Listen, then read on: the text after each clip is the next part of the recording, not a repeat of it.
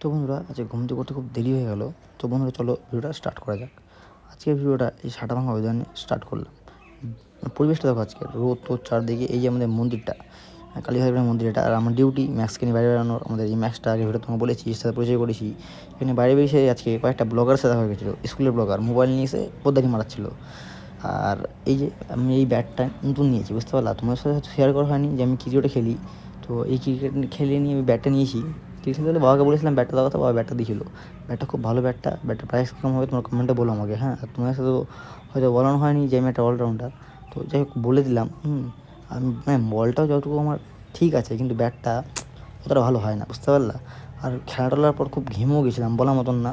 হ্যাঁ, খুব গরম লাগছিলো, মানে এমনিতে গরম ওয়েদার। তোমার বাড়িতে ভাবছি একটু ফ্রেশ হয়ে নিই।